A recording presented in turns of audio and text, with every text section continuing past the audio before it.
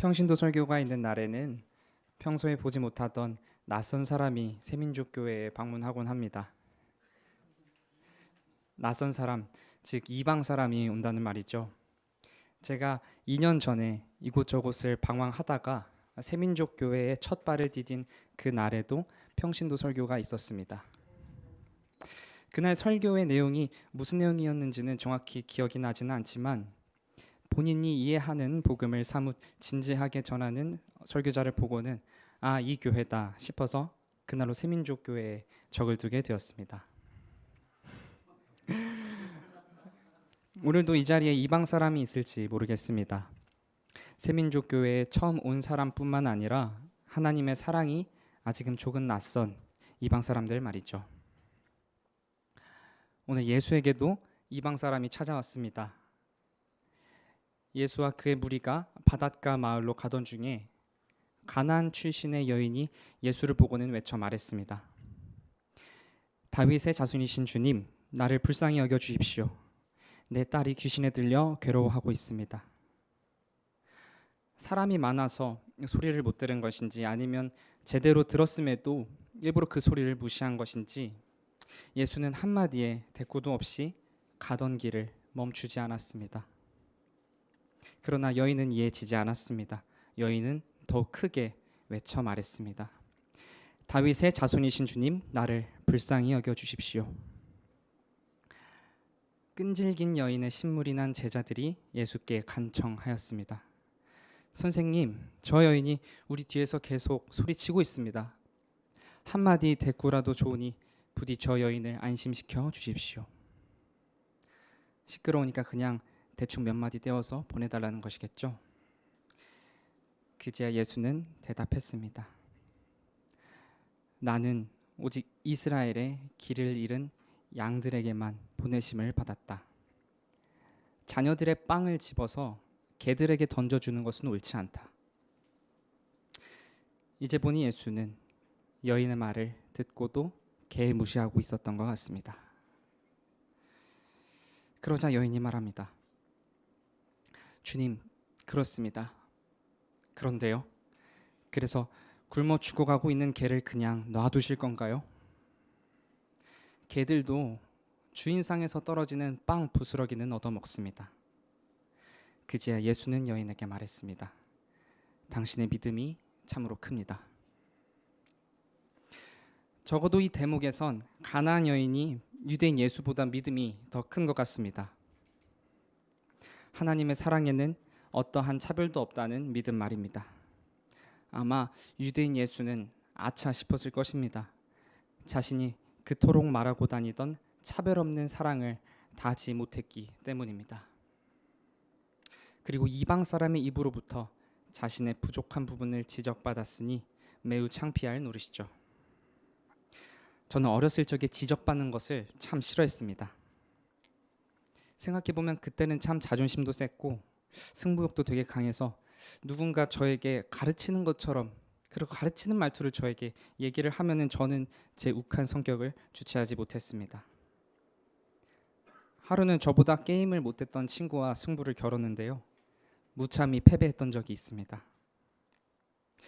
게임에서 이긴 친구는 제 실력을 가지고 조롱하며 놀렸고 분에 못 이긴 저는 그 친구와 대판 싸웠습니다. 물론 지금은 제가 이 정도로 옹졸하진 않으니 너무 걱정하지 않으셔도 됩니다. 내가 쟤보다는 잘하겠지, 내가 쟤보다는 낫겠지라고 생각했지만 실상은 그렇지 않아서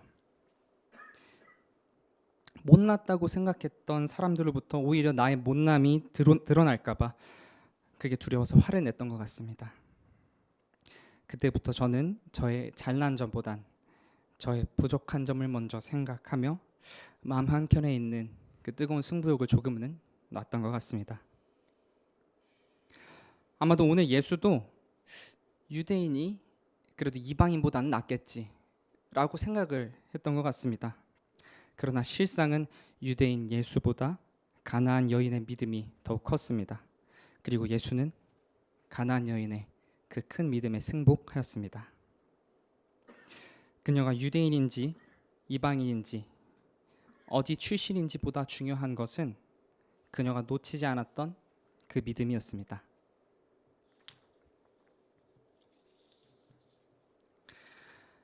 오늘 이사야서는 이렇게 말합니다. 나의 언약을 철저히 지키는 이방 사람들, 내가 그들을 나의 집으로 인도하여 그 집에서 기쁨을 누리게 하겠다. 또한 그들이 내 제단 위에 바친 번제물과 희생제물들을 내가 기꺼이 받을 것이니 나의 집은 만민이 모여 기도하는 집이다. 저는 요즘 매주 만민이 모여 기도하는 집을 찾아가고 있습니다. 코로나 이후에 상권이 회복되어 길에는 외국인 관광객들이 질비합니다. 그에 걸맞게 텅텅 비었던 고층 건물들은 다시금 채워져 도로의 양옆을 휘어잡고 있습니다. 인파가 많은 곳과는 얼마 안 되는 거리지만 이상하게 그 집에는 늘 오던 사람들만 오고 있습니다.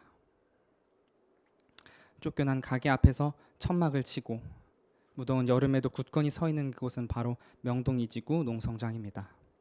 우리 새민족교회도 현장 예배와 사랑과 혁명 기도회로 연대했던 곳이기도 하죠. 그곳에는 다양한 사람들이 모이고 있습니다. 기독교인이 있는가 하면 비종교인도 있습니다. 채식을 하는 사람, 육식을 하는 사람, 그리고 이성애자, 성소수자도 있습니다. 하물며 무정부주의자들도 있습니다. 그렇게 각자가 가진 생각이 다 달라도 그들은 오직 하나를 위해서, 재개발로 인해 쫓겨난 세입자들을 위해서 기도하고 있습니다.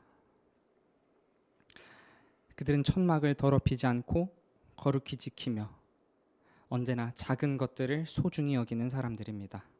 그곳에는 주님을 섬기는 이방인들이 모이고 있습니다. 저는 그곳에서 사랑을 보았습니다. 서로가 다르더라도 하나가 될 수 있다는 것을 보았습니다. 천막이 언제 무너질지 몰라도 식탁 위에서 교제하는 그 순간이 영원한 것처럼 기쁨을 나누는 서로의 눈빛을 보았습니다. 더 이상 갈 곳이 없더라도 언제나 그 자리를 지키며 이방인들을 환대하는 이들을 보았습니다. 그곳에서 드리는 예배를 주님께서 기꺼이 받으시는 것을 보았습니다. 투쟁 속에 담긴 평화는 그리 쉽게 흔들리지 않았습니다. 대부분의 한국 교회는 이러한 투쟁 현장에서 예배를 드리지는 않습니다. 다양한 이유들이 있겠지요. 그리고 저마다의 이유를 들어보면 나름 이해가 되기도 합니다. 저는 한때 현장에 나가지 않는 교회는 거짓된 교회다라고 생각하고, 나아가 그런 교회에는 더 이상 희망이 없다, 소망이 없다로 생각했습니다. 그들은 가난한 자를 진정으로 사랑한다면서 불우이웃돕기와 같은 선행, 그들을 시혜적으로 대상화하는 방식으로 외려 계층 구조를 더욱 곤고히 하고 있었습니다. 오히려 그들과 동등한 위치에서 세상을 바꿔나가는 교회가 필요하지 않겠습니까? 그래서 저는 그런 교회들 안에는 더 이상 소망이 없다고 생각했습니다. 그런데 오늘 바울의 말 한마디가 나의 이 오만함을 부끄럽게 합니다. 이방인의 사도 바울이 이렇게 말했습니다. 이방인들이 구원을 받는다면 하나님께서 자기의 백성 곧 유대인을 버리시는 것입니까? 아니요, 그럴 수는 없습니다. 나도 이스라엘 사람입니다. 하나님께서는 미리 아신 자기의 백성을 결코 버리지 않습니다. 하나님께서는 자기의 백성을 버리지 않습니다. 정의를 행하지 않고 진실을 말하지 않는 한국 교회들도 사실은 이미 주님께서 택하신 백성입니다. 다만 그들이 당장은 그것을 모르고 자기의 욕망대로 행동하고 있을 뿐이지요. 그럼에도 불구하고 그들이 여전히 하나님의 백성인 사실은 하나님이 그들을 포기하지 않았다는 것입니다.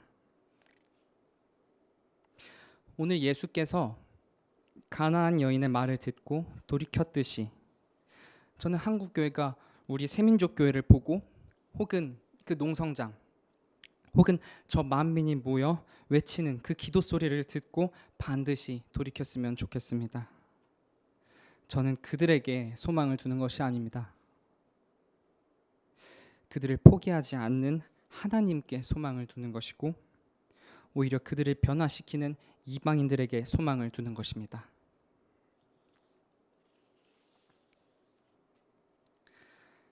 저는 가나안 여자 앞에서 자신의 생각을 돌이킨 예수가 참 멋지다고 생각합니다. 분에 못 이긴 저와는 달리 차분히 승복하는 점이 참 멋있지 않나요? 그래서 저는 예수를 그리스도라 불리기에 마땅하다고 생각합니다. 예수도 돌이킵니다. 하나님도 자신의 뜻을 돌이키십니다. 그런데 하물며 우리라고 돌이키지 않을 수 있겠습니까?